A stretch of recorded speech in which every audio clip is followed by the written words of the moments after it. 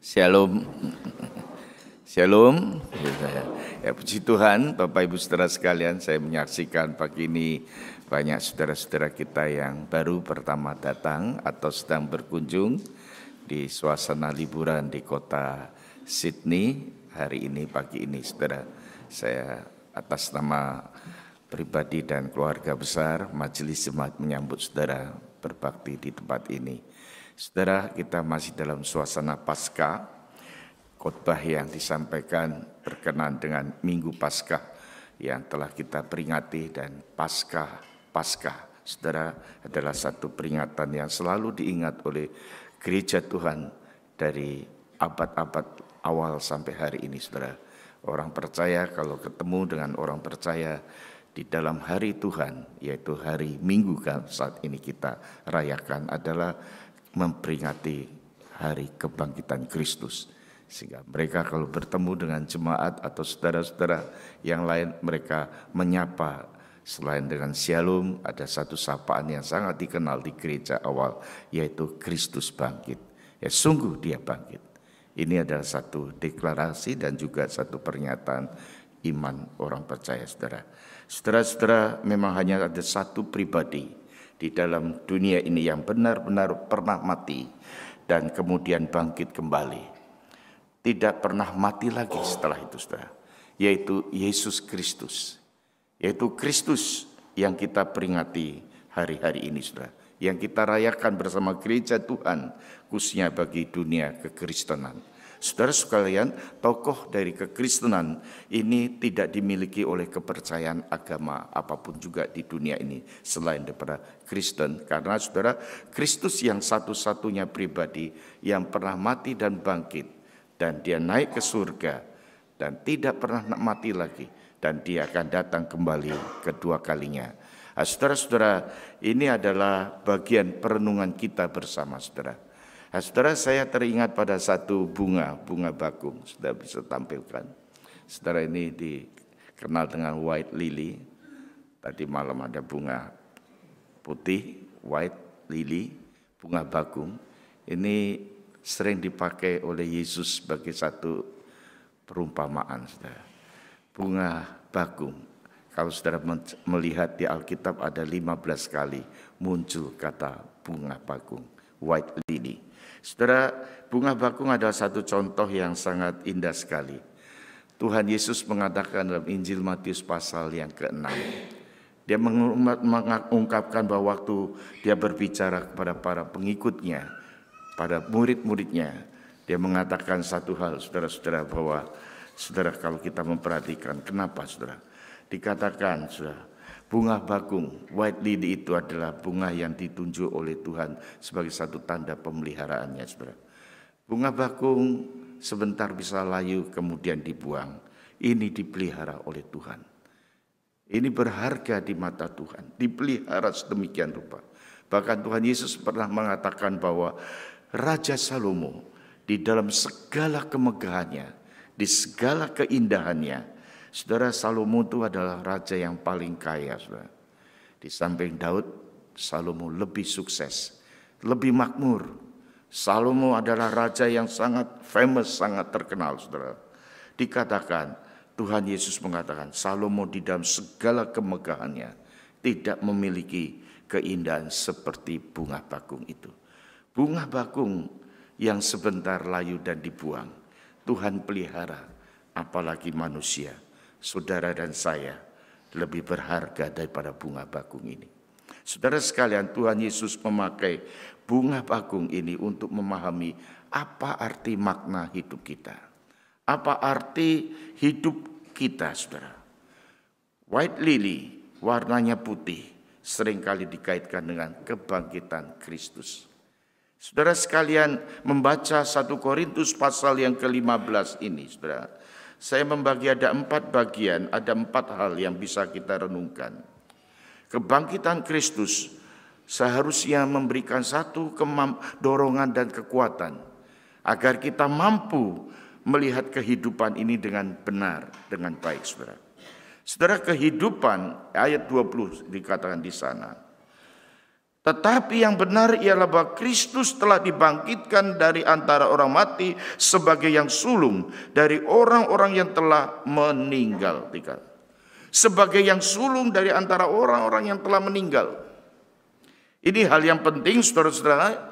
Di dalam kekristenan ini adalah hal yang fundamental, hal yang sangat mendasar bagi kita, saudara. Kata kunci sulung ini diulang di ayat 23, yaitu memakai kata buah sulung. Yang artinya, saudara-saudara, yang pertama, tetapi juga pengertiannya adalah yang utama. Dan ini menunjuk kepada satu kebenaran, ialah Kristus yang bangkit sebagai yang sulung, artinya sebagai pokok utama, sebagai pokok keselamatan, sebagai pokok kebangkitan, kebangkitan yang utama. Jadi kebangkitan Kristus ini memayungi, menaungi semua orang, baik dari zaman Adam sampai zaman akhir, sampai pada waktu kedatangannya yang kedua kalinya. Nah, saudara-saudara, yang sulung ini terletak jawabannya dari dua ayat berikutnya, 21. Sebab, kata yang perlu kita perhatikan kata sambungnya, sebab menunjuk pada suatu alasan, sama seperti maut datang karena satu orang manusia, demikian juga kebangkitan orang mati datang, dikatakan karena satu orang manusia. Ayat 22, kata yang dipakai di awal kembali, yaitu karena, menunjuk kepada suatu alasannya apa? Yaitu sama seperti semua orang mati dalam persekutuan dengan Adam, demikian pula sama seorang akan dihidupkan kembali dalam persekutuan dengan Kristus. Saudara, ini alasannya, saudara. Saudara-saudara, boleh dikatakan dialah yang sulung bagi kita. Jawabannya terletak pada dua ayat yang dijelaskan di ayat 21 dan 22. Sebab dan karena. Mengapa, saudara-saudara, kebangkitan Kristus itu menjadi pokok kebangkitan bagi semua orang percaya? Jawabannya, saudara, karena Kristus bangkit. Kristus yang mewakili, boleh dikatakan representatif. Di dalam satu teologi reform itu disebut sebagai kepala perjanjian. Bapak Ibu saudara sekalian, mari kita memperhatikan dua ayat ini, saudara. Sebab sama seperti maut datang karena satu orang manusia, demikian juga kebangkitan orang mati datang karena satu orang manusia. Karena sama seperti semua orang mati dalam persekutuan dengan Adam, demikian pula semua orang akan dihidupkan kembali dalam persekutuan dengan Kristus. Ayat 21-22 ini dapat disimpulkan fakta hidup manusia di dalam Adam. Semua manusia berdosa, semua manusia akan mati. Tetapi namun di dalam Kristus, orang-orang percaya yang percaya kepadanya, kepada Kristus, mendapatkan pengampunan, mendapatkan anugerah, mendapatkan kasih karunia, yaitu kehidupan kebangkitan. Saudara sekalian, pemahaman ini adalah saya sebut pemahaman kita hidup di dalam Tuhan, kita hidup di dalam Kristus adalah kehidupan yang baru. Kehidupan yang ajaib. Saudara dan saya adalah memiliki dan mengalami kehidupan yang baru. Artinya di waktu kita percaya di dalam Kristus, kehidupan kita ini sudah dilahirkan kembali. Jadi hidup kita ini lahir dua kali. Lahir secara biologis, yang kedua dalam rohani kita, yaitu lahir kembali di dalam Kristus. Kita lahir dua kali dan mati sekali. Bapak Ibu saudara sekalian, kelahiran pertama fisik, kelahiran secara yang kedua rohani ini, yaitu dikatakan akan mati hanya satu kali. Selanjutnya hidup selama-lamanya. Saudara-saudara, ini adalah satu kebenaran yang perlu kita pegang baik-baik, saudara. Kita hidup ini lahir dua kali, mati satu kali, dan hidup selama-lamanya. Bagi orang di luar Kristus, lahir satu kali, mati dua kali. Dan kedua kematian yang kedua adalah kematian yang kekal dalam penghukuman. Firman Tuhan menyatakan di dalam Kristus adalah kehidupan yang baru. Kehidupan yang ajaib. Karena apa saudara? Kebangkitan Kristus itu hendaknya menjadi satu dorongan bagi kita, menjadi satu kekuatan bagi kita untuk hidup. Bukan hanya secara fisik saja, tetapi secara rohani. Saudara sekalian, kita mengalami kelahiran baru di dalam Kristus. Kita mengalami kasih dan kuasa kebangkitannya. Untuk itu saudara, marilah kita membawa hidup kita untuk tetap setia mengikut Dia, setia menjadi anak Tuhan. Karena kuasa kebangkitan itu memberikan kekuatan bagi kita. Kebangkitan Kristus yang kedua, saudara, mengingatkan kita. Di dalam Kristus kita mengalami kehidupan yang baru, yang ajaib. Kehidupan di dalam Kristus maksudnya yang kedua adalah kehidupan yang bernilai. Kehidupan yang berharga. Ayat 22 dikatakan, karena sama semua orang mati di dalam persekutuan dengan Adam, semua pula akan dihidupkan kembali dalam persekutuan dengan Kristus. Saudara, kata kunci persekutuan itu, saudara-saudara, persekutuan di dalam Kristus, saudara. Saudara, itu memiliki nilai, memiliki harga. Saudara-saudara, walau hidup kita ini boleh dipandang, boleh dilihat mungkin secara manusia, saudara, kita banyak kelemahan-kelemahan kita. Jadi kehidupan manusia ini banyak kelemahan-kelemahan, ada sisi-sisi lemahnya, saudara. Tetapi Alkitab ingin menegaskan kehidupan yang baru itu adalah kehidupan yang di Tuhan berikan berharga dan bernilai. Status manusia, keberhargaan manusia bukan dilihat dari status sosialnya, status ekonominya, mungkin juga status pendidikannya. Semua ini semua baik dan semua itu ada sesuatu yang Tuhan anugerahkan. Tetapi nilai harga manusia ini sangat bergantung dalam hidup kita, persekutuan kita di dalam Kristus yang membuat kita berharga. Karena Kristus ada di dalam hidup kita. Dan Kristus ada segala-galanya dalam hidup kita. Bapak Ibu Saudara sekalian, ayat 23 menuliskan satu ungkapan dari Paulus. Tiap-tiap orang menurut urutannya. Kristus sebagai buah sulung. Sesudah itu mereka menjadi miliknya pada waktu kedatangannya. Saudara-saudara, perhatikan kata penting di sini, yaitu miliknya.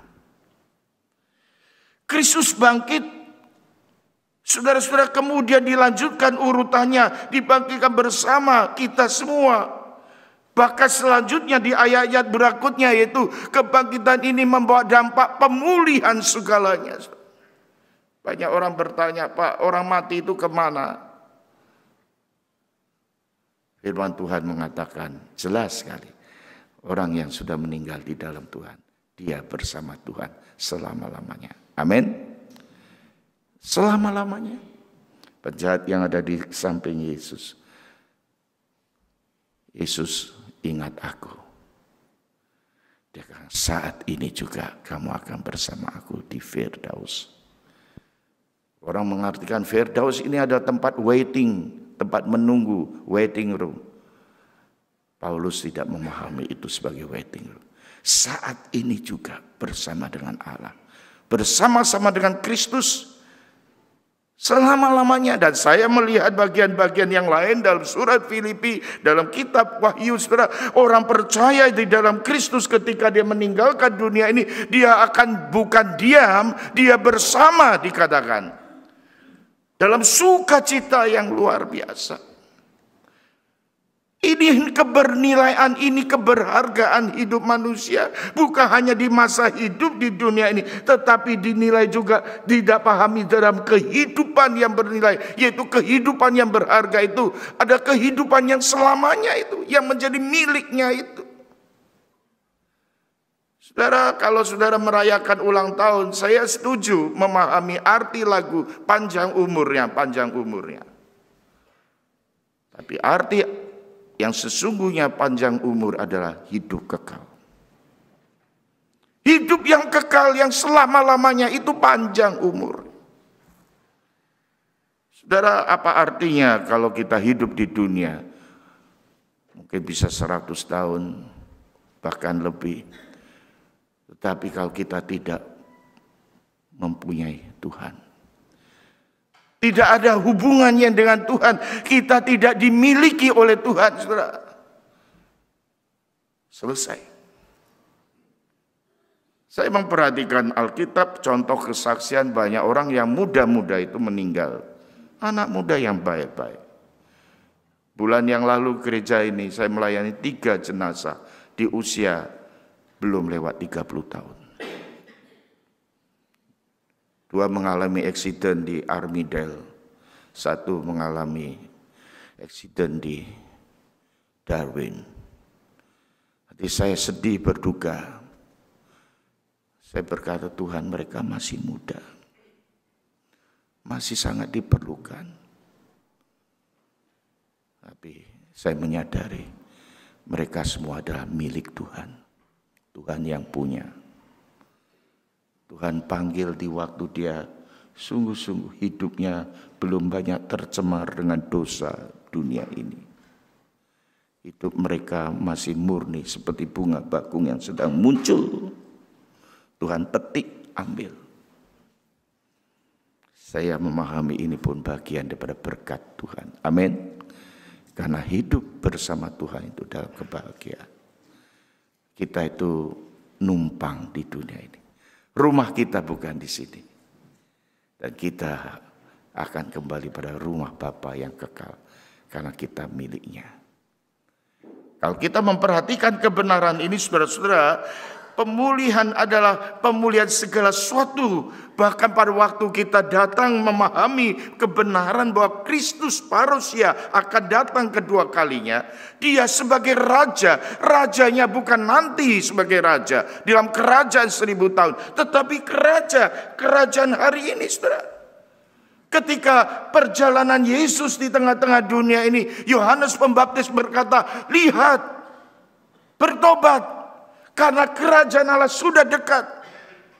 Yesus dalam pengertian keberadaannya di dalam dunia ini dikatakan datang sebab bertobatlah kepada, karena hari ini kerajaan Allah sudah ada.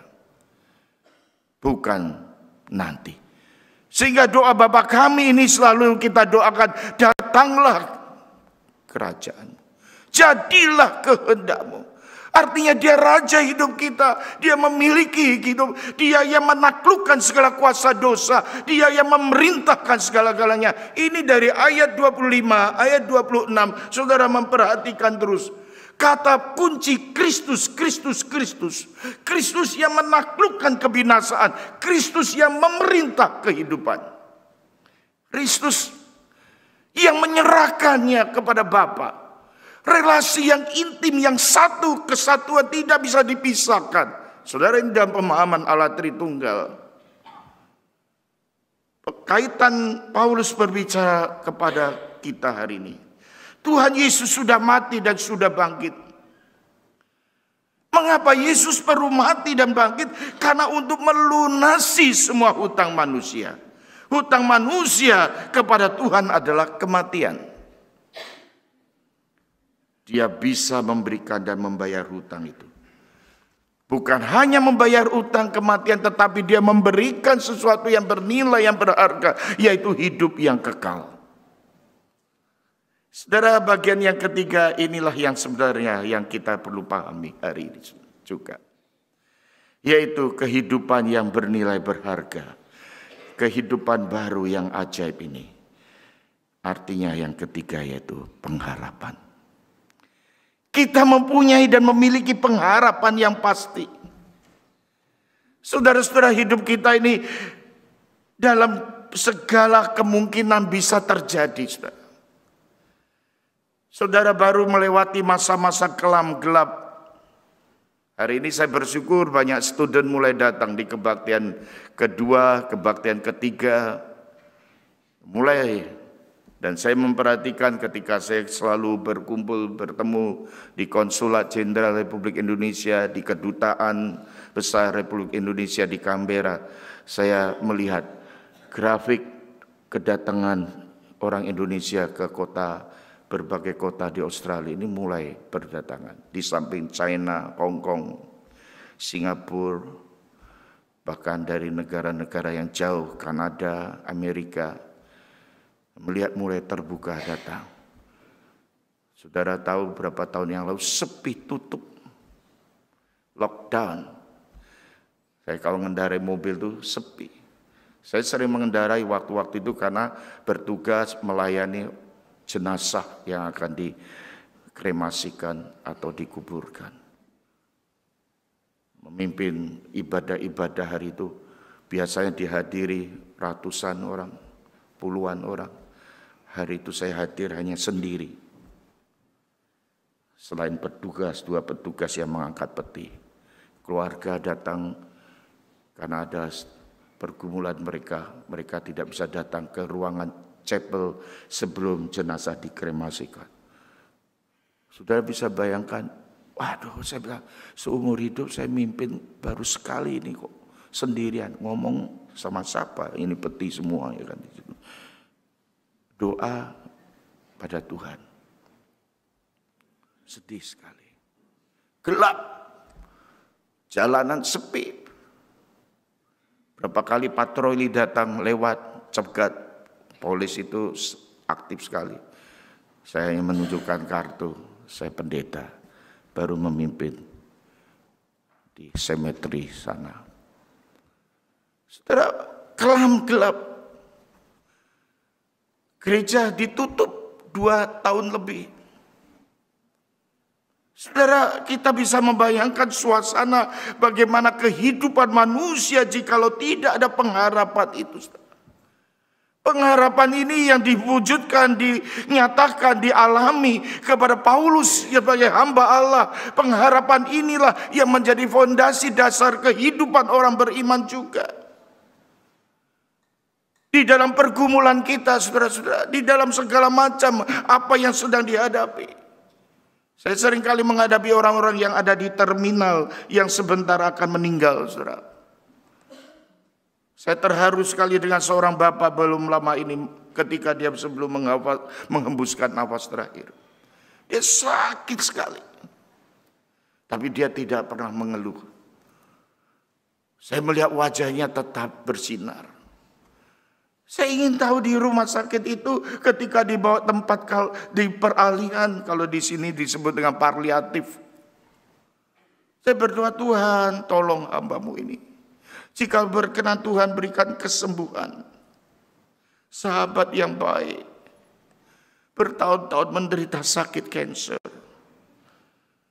Seringkali dan kadangkala kita pun bertanya, mengapa mengalami demikian?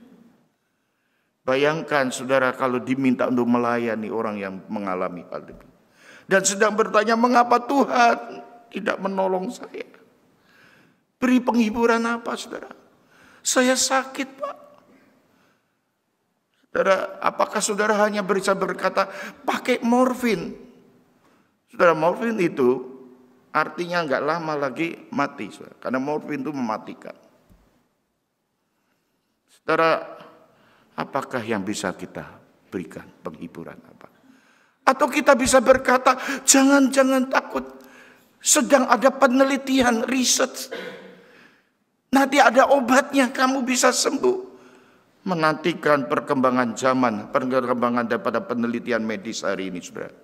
Itu pun tidak memberi kekuatan penghiburan. Karena belum terjadi. Belum ada. Belum dilihat, belum diterima, belum dialami, saudara. Ini bukan kepastian. Kita sedang menghadapi kebingungan hidup hari ini. Bagaimana memberikan penghiburan, saudara. Tiba-tiba seorang bapak ini berkata pada saya, ada seorang datang kepada saya, Pak Jody. Orang itu datang. Dan saya tanya, siapa orang itu? Dia adalah Yesus. Dia menampakkan di depan mata saya. Saya tanya dia ngomong apa. Dia hanya tersenyum. Tapi tersenyumnya Kristus, tersenyumnya Yesus ini menghibur dia, menguatkan dia kembali. Sampai menjelang akhir hidupnya, bahkan sampai waktu nafas berhembus terakhir kali.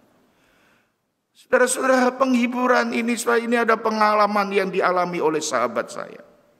Saya ingin meyakinkan kita semua hari ini, saudara. Satu fakta yang menghibur dan menguatkan saudara dan saya adalah kebangkitan Kristus. Adanya kebangkitan Kristus, ada kebangkitan tubuh. Dan tubuh yang mulia, tubuh yang sempurna yang akan diberikan. Ini pengharapan kita. Dan ini akan terjadi di waktu Yesus Kristus datang kedua kalinya. Di sana kita dikatakan Alkitab, orang-orang percaya yang meninggal, yang mati di dalam Kristus akan mengenakan tubuh yang baru. Surga itu ditempatkan di langit bumi yang baru. Kristus sebagai raja yang selama-lamanya dia akan bertakhta.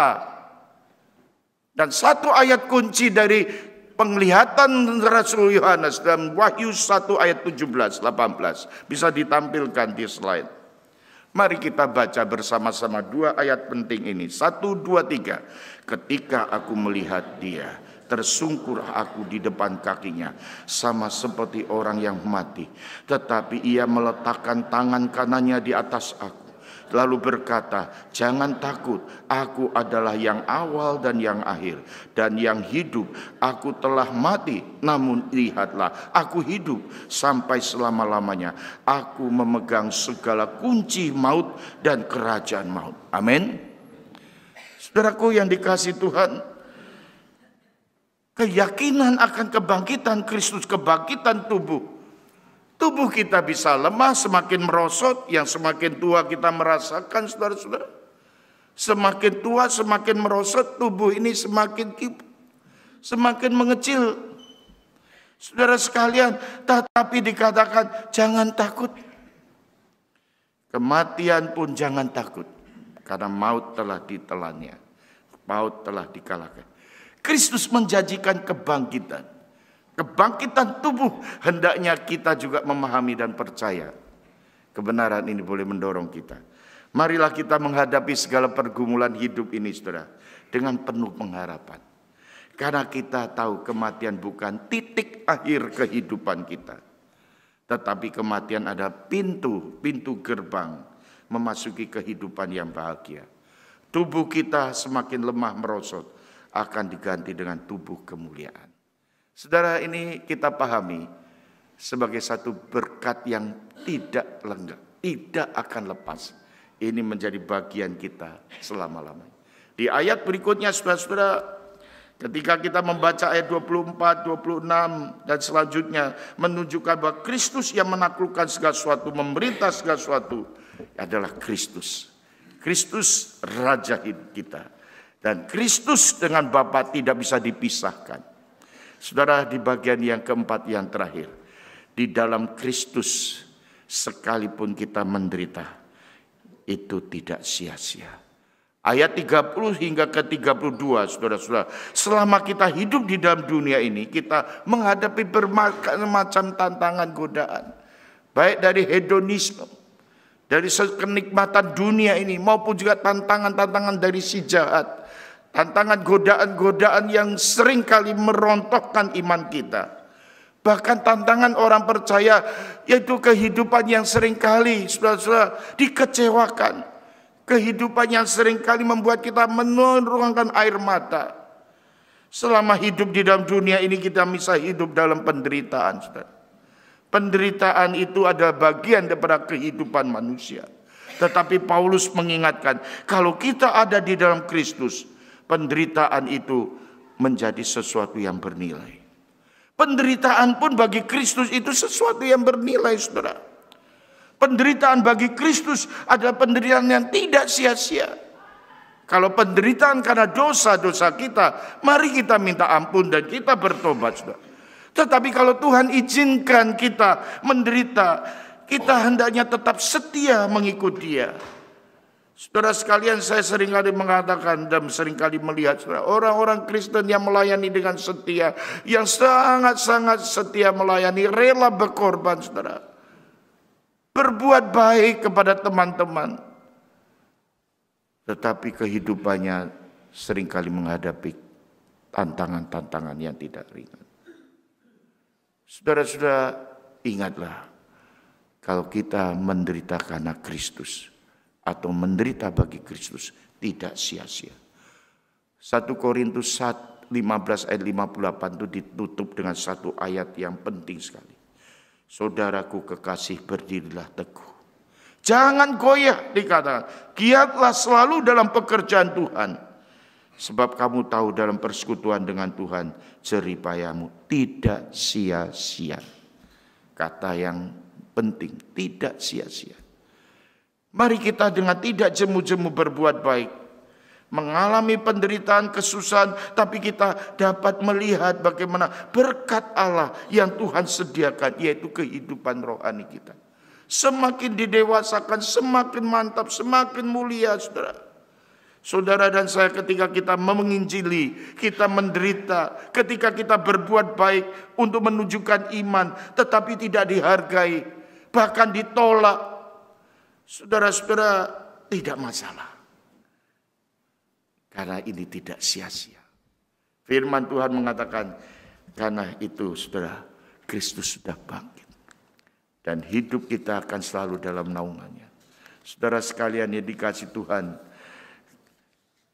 marilah kita mengingat kebangkitan Kristus.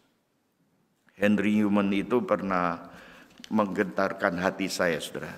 Seorang yang sangat terkenal sekali di dalam pelayanan-pelayanan gereja, sebagai dosen, sebagai penceramah. Henry Newman itu adalah seorang pendeta yang datang dari Belanda. Dia pindah ke Amerika. Mengajar di satu universitas yang sangat besar di Notre Dame, di Indiana. Saudara, dia sebagai dosen, kemudian saudara dia juga pergi ke Yale, bahkan di Harvard University. Dia sekolah di sana. Dosen dan student yang sangat top sekali, Henry Newman. Dia diangkat menjadi profesor besar.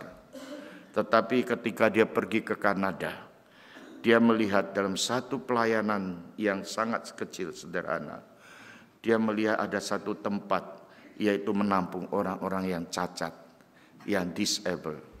Dan pada waktu itu, dia sangat tersentuh dengan orang-orang yang cacat, disabled itu. Apa yang menjadi keputusannya? Dia meninggalkan sebagai dosen, sebagai profesor. Dia pergi ke Kanada melayani kelompok yang tidak terlalu besar, mendampingi kaum-kaum cacat, disable.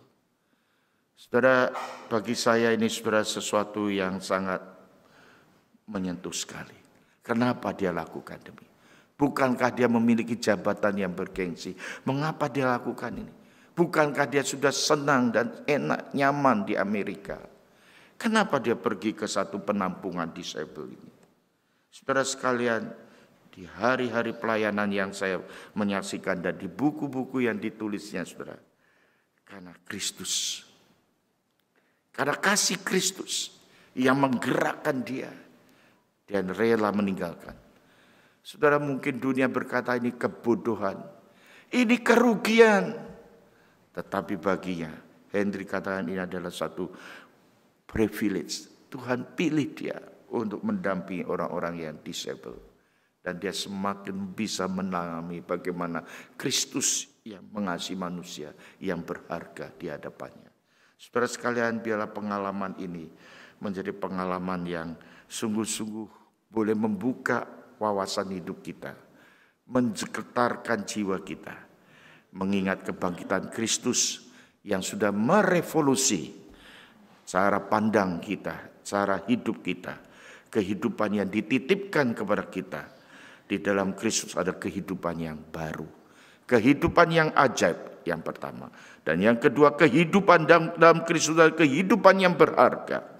Dan yang ketiga, kehidupan Kristus mempunyai pengharapan yang kekal, pengharapan yang pasti. Di dalam Kristus semua hal yang kita lakukan, sekalipun itu penderitaan, sesuatu yang tidak menyenangkan, kalau itu demi dan bagi Kristus, bukanlah hal yang sia-sia. Kiranya semangat Paskah ini boleh mendorong kita semuanya. Amin. Mari kita lanjutkan pujian yang terakhir.